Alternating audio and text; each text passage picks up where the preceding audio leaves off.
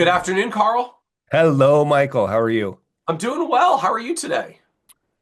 Things are really good. Yeah, the snow finally turned on, which is really exciting for us. So it's good. Oh, I mean, by the time you're saying it, snow is turning on. By the time this airs, snow I will know. probably be turning off I know. as we approach the spring season here. I know we all start to feel hopeful that we made it through.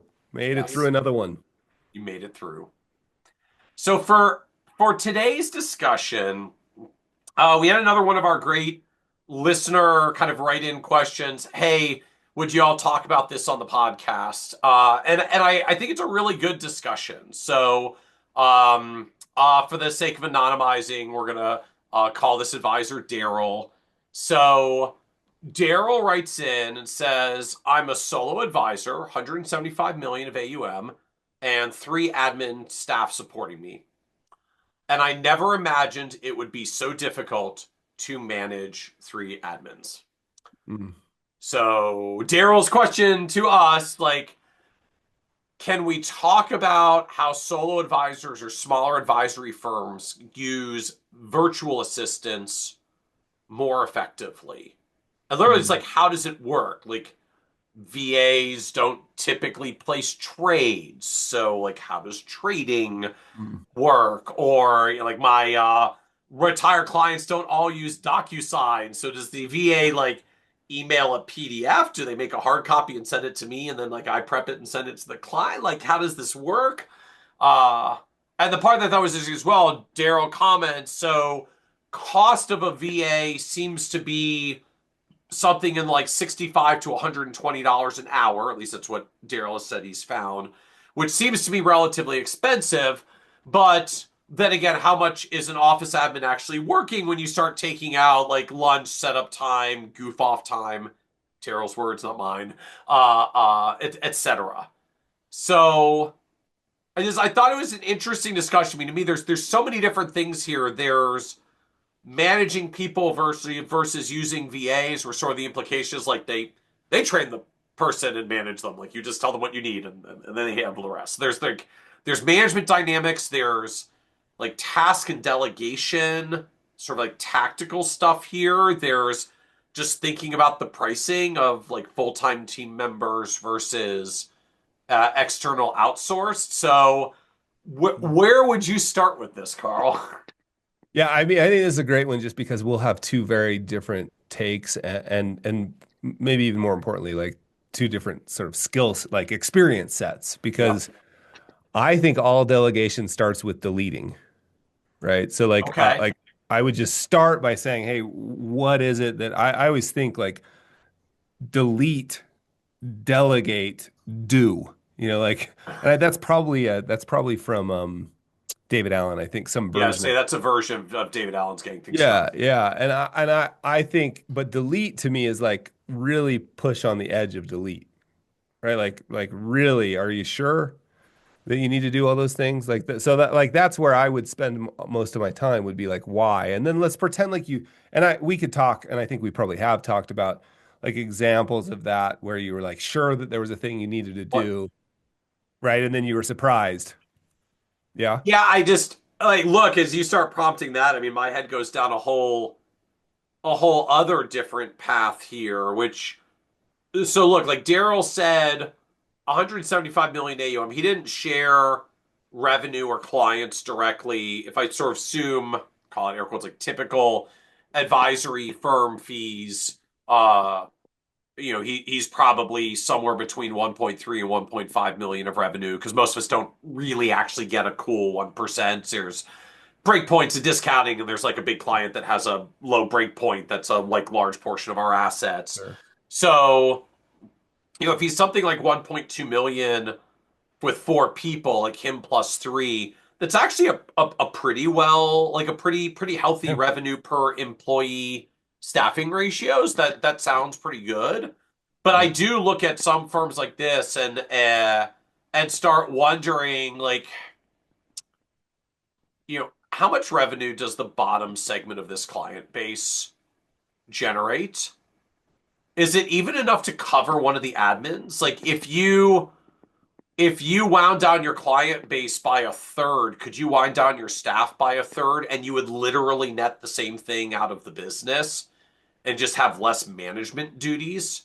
Sure. Again, like we can find gracious ways to transition those as we talk about often in the podcast, like you are. Our C clients are still someone else's A clients that they would like love to serve and serve really well because they're just at a different maybe stage or place in the business. But I just when I hear the comments like yes, I start wondering like what are all the things they're doing? Are those all things that clients really value? But I've seen a lot of advisory firms like this where it's something to the effect of you have too many clients. It's like, well, yeah, I know, but they really don't take that much time. They barely call. I'm like, well, if they barely call, why do you need three people Yeah. working Yeah. for you? Like, Yeah. they may not call you that often, but unless you like walk out in your main office area and see everybody lounging around and playing solitaire, apparently these clients still have a lot of work obligations that Maybe might that's not what be goofing off you, means. but it's hitting your team. Yeah. And but the bottom segment that aren't generating that much revenue might not actually be that profitable when you consider how much time, how much it costs in salary and management and your time that apparently Daryl doesn't like managing people. So not really where I meant to go with the conversation. I'm curious for your thoughts about some of the areas, but just your Yeah. comment around like what can we stop doing in the business? Sometimes it's are there tasks for clients that we don't actually need to be doing and it would just simplify the business.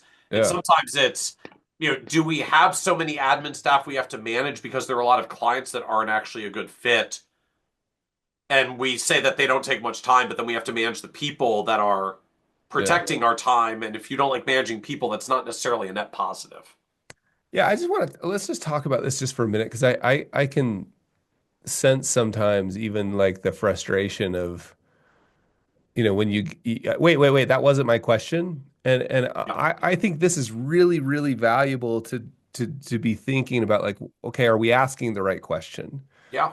Because if you don't, what we often do is we end up just on this treadmill of new Yes. tactic, new, Yes.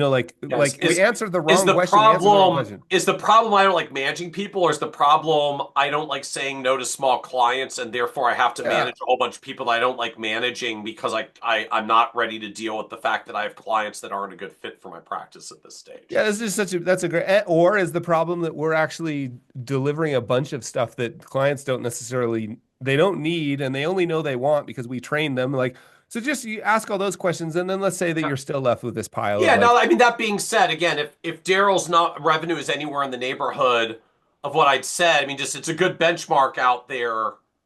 Just take your gross revenue and divide by how many people you've got. It gives you a number of revenue per employee. And for a firm that's $1 or $2 million of revenue, $300,000 of revenue per employee is a good number. yeah, Often okay, firms under a million I see struggle just to get to 200 to 250. Firms that are 1 to 3, sometimes even as high as 5 million of revenue, are often just trying to get from 250 to 300. Really big, like large scaled RAs sometimes get to 300 to 350. But uh, like Daryl's numbers sound pretty reasonable to say you really right need this much staff given how much revenue it just they have to do work for to provide the service to retain the clients so that you continue to yeah, get paid for what you're doing. yeah. So then we start talking a little bit about, okay, how do you effective, assuming that outsourcing is something you want to do? Yeah. How do you effectively do that? We've talked a little bit about this in the past, but I think it's valuable to talk about like Yeah. how do you find the tasks that are easy to hand off to a virtual VA? And then what do you do with the pile that's left over? Like maybe we could point to trading. Like what do you do? Even in the trading sphere, there's ideas on how we can outsource some piece of that to get it prepped, et cetera. So let's talk a bit about that. Yeah, I do find, I mean the well, like I would say delegating is kind of an art because I think someone literally wrote a book called The Art of Delegation. I don't remember who it was. Uh and the way I find it crops up for a lot of us is just figuring out the pieces to actually delegate versus not. So, trading to me is a great example. I mean, so many of us in the solo world get some version of I feel like I can never take a vacation. because a client might need a trade and I'm the only one on the hook. And I sort of infer from Daryl's comments here that someone on his team is licensed to do trades so that he can't, because now he's concerned like if I went from employee admins to virtual assistants, who's going to replace the trades? And to me, this just gets into an interesting dynamic of getting really clear about like what you delegate or what you don't delegate, or what how much you can expedite if you repackage it a little bit. So for instance, like just trading me is such a good example. I see a Mm. lot of advisory firms with something in the effect of I want to be able to take vacations, so I need to be able to delegate trading. It's like I get it, don't want to answer phone on vacation, but there's a midpoint to that. Like I don't want to answer the phone on vacation and then have to uh like answer the call, find out what they need, pull up their information from the portfolio system, look at their positions, look at what performance spin, look at what unrealized gains they have, look at how much gains they already have for the year, figure out what their capital gains budget was, what the tax implications were going to be, how much was their tax picture already. Like there's all this stuff, and all of a sudden you're like, okay, I've now been out off the beach and like in my hotel room for an hour trying to figure this out for a client. This is very energy draining to my vacation. But it doesn't have to be that the only alternative is, or I've got someone that can do all the trading, right? This could come down to, okay, so my VA can gather the information about what the client needs. They can prep a portfolio like a statement of their holdings, performance year to date, unrealized gains and losses of all the positions, realized gains and losses of the positions, pull whatever I've got for my planning software or CRM about like what an acceptable tax budget was this year for how much in gains we're allowed to realize. Prep all this information for me so that if I've got to spend some time on it, I'm going to spend 3 to 5 minutes just looking at their stuff saying, okay, we had this much we could take in gains. This position is up this right amount. This is the one we're going to grab. And I can hop onto my system and do this trade. And it doesn't mean I'm alleviated of the responsibility, but I might cut it down to 5 minutes instead of 30 to 60 minutes, which makes it hopefully not such a big deal. Heaven forbid, I might even actually be able to do this on my smartphone given the technology these days. Right. So I find a lot of the mentality is either I've completely let go of the thing or I haven't, rather than to say, okay, what's like the smallest unit that I might still have to do as the advisor, make the Yeah. final call about what we're selling, and maybe I'm the one that needs to key in the trade. But if every other bit of information is served up to me in advance, the actual time to do this gets minuscule. It's a version of like the doctor nurse model. Like the nurses get so much of the information and the details and the prep and everything that by the time the doctor comes in, they can really just do only the things that doctors do Yeah. and nothing else, because everything was, they don't just come in blind, everything was prepped for them. Everything around Yeah. just the actual bit that they have to be there for. Yeah, that's exactly like the framework I would use is from my doctor friend, Dr. Dave, who, when he took me to the ER, we came in because I'd cut my head open and Oops. he took me to the ER and we went in the back door and everybody was so excited to see him. The admin, the nurses, everybody. And I was like, "What's that about?" And he's like, "Well, things get really stressful around here when they get backed up. So I have a rule that I only do what only a doctor can do." And Uh-huh. he wasn't on right then. So he's like, "Look," and it was another one of our another friend I knew that was an ER doctor, who I'll just call Will. That wasn't his name. He was like, "Look at Dr. Will. He's on the phone right now trying to get a hold of the primary care doctor." Yep. And he said, "Now, Will has never thought through like what part of this can only a doctor do?" Mm-hmm. Like he could have said, "Get the primary care physician on the phone. Let me know when he's ready." Or he could have even said, Yep. "Here, get the primary care physician on the phone. Here's what I need to know." Right. And so I think if you really push on that edge of like, what can only you do? And then the second thing I would ask is, why are you in a position where you have to do a trade on vacation anyway? But that's a whole nother subject. That's like training clients. And Sometimes clients just need uh, cash, Carl. I, We're gonna assume we're Daryl's not not day emergency. trading It's from not an Turks and emergency room. Caicos. It's not an emergency room. Everybody be fine. I'll be back in 2 weeks. But I'm just kidding there. But I think that idea of really thinking carefully about like what can only you do. and be really like you would on the delete side, be like really push the edge of that. Hmm. And it can actually be quite fun. Like it's one of my favorite games now, like to say, how much of this could somebody else do? Yep. And what you'll find, unsurprisingly, or maybe surprisingly, like what you'll find is there are actually people who will do all of that stuff better than you if you'll just give them the appropriate tools and training on how you want it. And so let's talk a little bit about that. Like, how do you take something? Because, like, the way you want something done, it could even be the level of like how you answer the phone, what sort of language we use in emails. Yeah. Like, even down at that level, like taste, like the culture and taste of how we communicate with people, that can't be transmitted unless you get it out of your head. So what are some tips and tricks for how to do that? Get that out of your head so you don't end up like, they can't even write emails.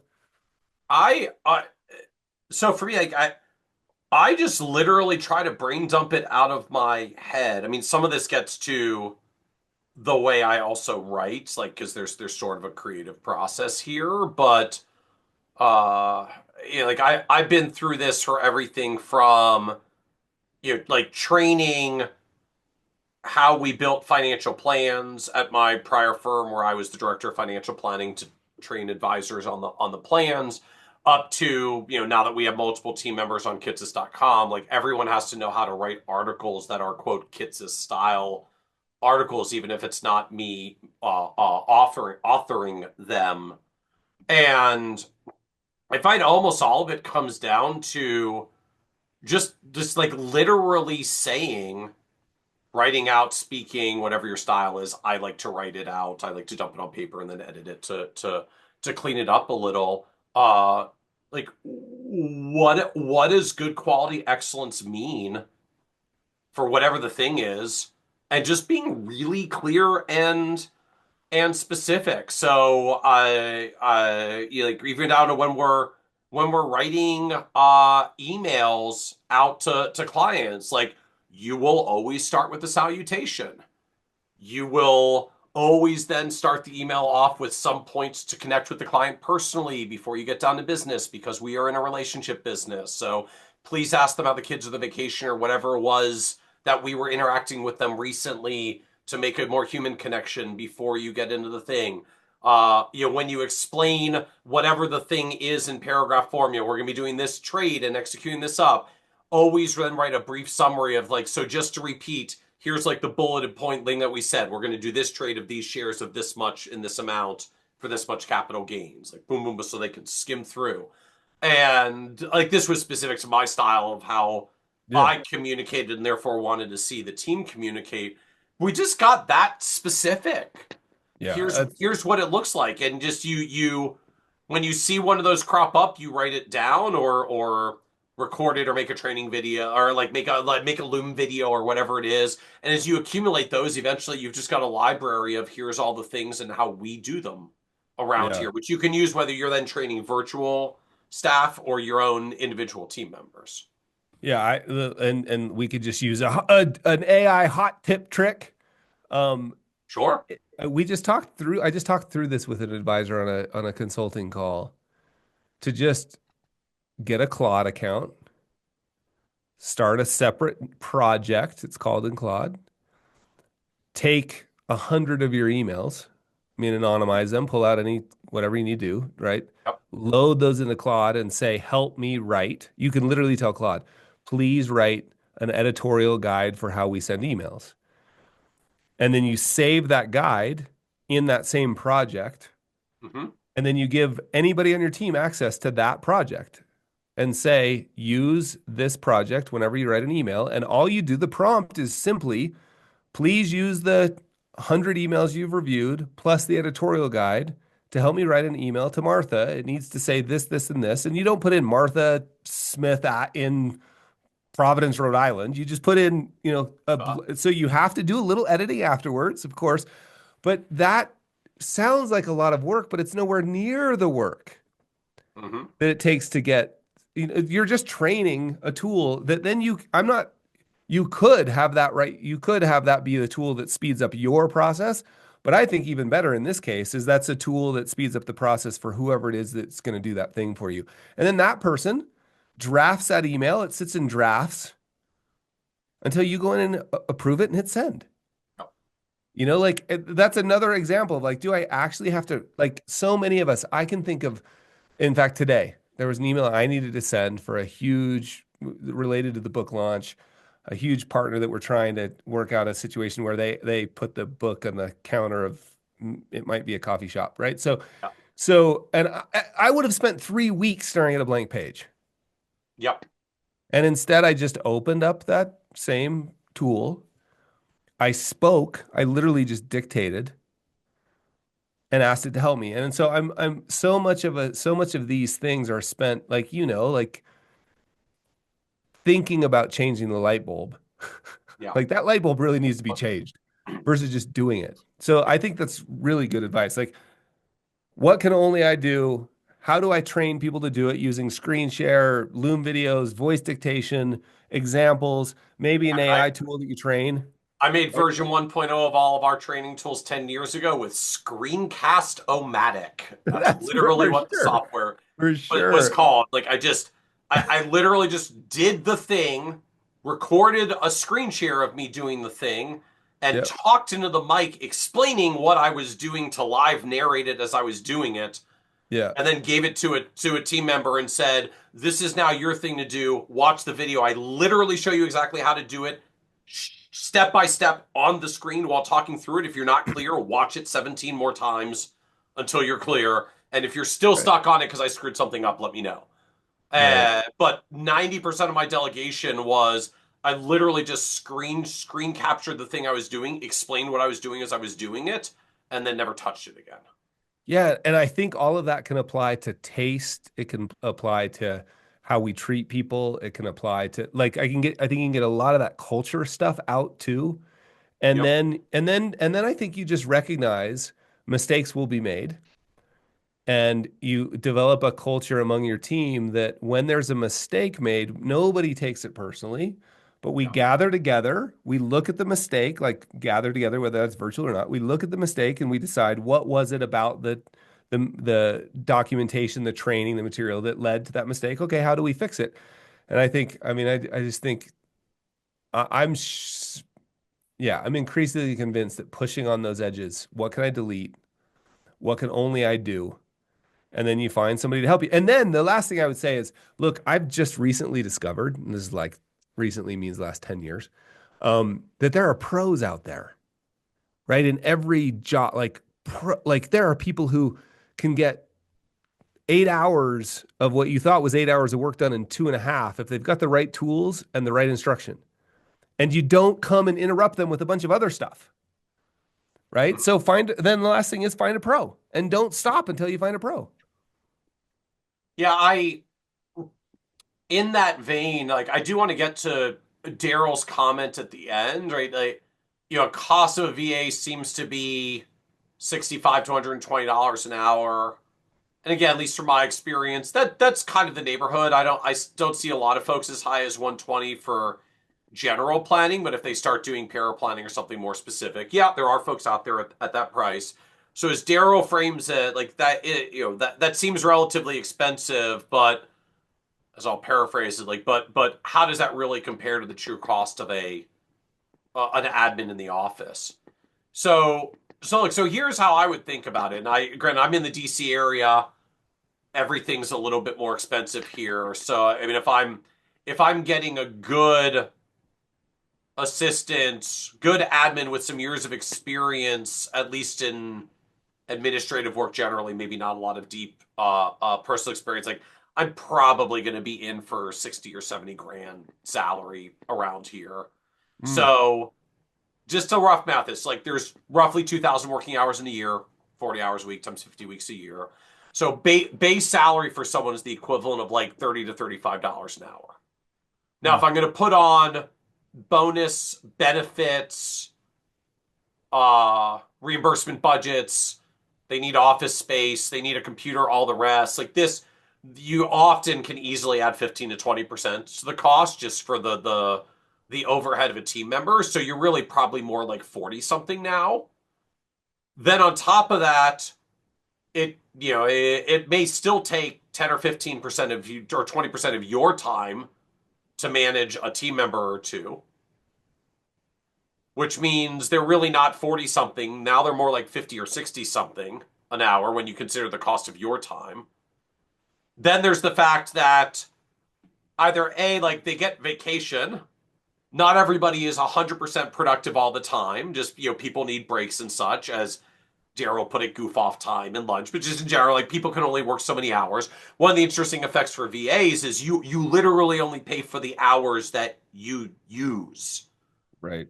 not the Yeah. rest. So if someone's really only like truly productive 80 or 90% of their time, you're really not now like 50, 60 something dollars an hour. You're really more like 70 something dollars an hour if you want to compare to what the real cost would be just for paying on the outside.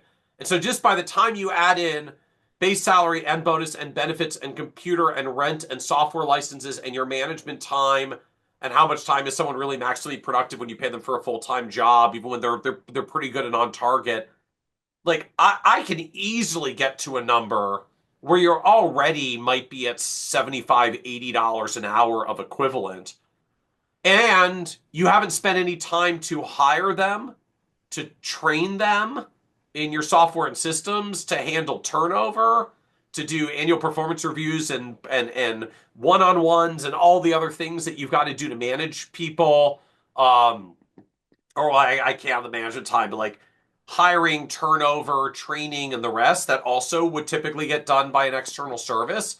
And now, like you just start backing into all the costs. Like your person really can cost you the equivalent of $90 to $100 an hour, not the 30 that you pay in base salary by dividing by 2,000 working hours a year. Mhm. Now, if you're an advisor and you're trying to make your professional time productive at $250 an hour or more, full-time staff that costs all the things that I just layered in, like still totally a good deal. So this isn't a like therefore don't hire because it turns out staffing has hidden costs. But if you're paying, what was here, 65 to $120 an hour for only the exact hours you need at the exact amounts you need with no commitment to pay more and no payroll obligations and no hiring and training and management obligations. Like, this can get to be a pretty decent deal really quickly, especially Yeah. if you don't really, really actually need a truly full time person. Because if you really only needed someone for 50 to 75% time, but you said, what the heck, I'm going to hire a full time position, they just might not be as busy every day. Now the equivalent cost is like $125 or $150 an hour, and they pay for what you really only use. Outsourced VA, just flat out better deal. Yeah. So I don't Yeah. know if it necessarily gets the point. I mean, that folks like Daryl, if you want to do this with three of them because you just really, really don't want to manage people, that's maybe a little bit of a different dynamic. But I've seen people that do this as a split. I'm gonna outsource the para planning, but I'm gonna keep the admin. I'm gonna outsource the admin, but I'm gonna keep the para planning. I'm gonna keep the para planning, but I'm not gonna outsource all the investment stuff to just a TAMP platform to let them handle all that stuff, and then I never have to take the call on vacation because the TAMP does it. So lots of different ways that you can configure that. I will admit, I see this more when someone is just trying to hire their first person or part of their first person because they don't want to do the full timer yet. And they're maybe sticker shocking at 60, 70, $80 an hour. It's like, yeah, that's still going to be cheaper for you than the full time cost of hiring and managing and benefits and productive time and all the rest that goes with it. Yeah. Uh, so, I don't know, just like a different way to think about the cost. I do see a lot of folks get stuck on what that hourly rate ends up being, and it's like, yeah, that's just because they're truing up the actual cost of what it takes to do the service hour of work, and you're just kind of blending out a 2,000 working hour year, but you weren't necessarily really getting all the value for that. And you've got benefits and bonus and management and time off and turnover and hiring and training and a whole lot of other things that go in there, Yeah. almost all of which you alleviate with a VA. Yeah. And I also think too, like there are different types of VAs. Mm-hmm. And there are people who specialize in lower priced tasks that you Correct. may want to think about as well. Like that number is really, I mean, there are plenty of places where that number could be lower depending on the expertise that you need. And so I just think all of this to What me, It's a good point because some folks I'll see like they'll split it up as well. I use Ruby receptionist as my virtual receptionist because they'll literally answer the phone. I use like Sue Chesney's delegated planning to do my para planning work, and I use Consider It Done for my admin staff. yeah, yeah, And like it doesn't even have to be the same provider for all of them. And again, the slight bad news is you've got a couple of vendors to manage. The good news is again, like you only pay them for what you use. yeah. And I also love the idea of having somebody else manage that, right? Like I think often I've got one particular team member where I'm just like, how many more assistants can I let that person hire for themselves? So Yeah. that person can keep sort of doing the same Yeah, thing, right? Like level themselves up. they're moving up, they're moving up, they're moving up, and they happen to be really good at managing and delegating and keeping Yeah. track of things and organizing things and writing things down, all things I'm terrible at. Yep. So it's not about hiring a new one over here that I now have to deal with. It's like, how can I get more people to report to that person, not ever even know that I exist? So but I think it all starts with, okay, make sure you're asking the right question, right? I mean, growth is awesome. Having more people, growth is measured by head count. Great. It gets you something to talk about at the cocktail party, I guess, right? Like AUM growth by head count. Yep. Great. But that's probably not what you're really after. So what you're really after, like ask smart questions, think through it because there's certainly an answer and push on the edges of these questions. Because you've seen this in the work you do with clients. Like half of your job seems to be clarifying what they really, really want over time. Yep. And the same thing for you. Amen. Thank you, Carl. Cheers. Yeah, it's fun, Michael. Appreciate it. Thanks. Awesome.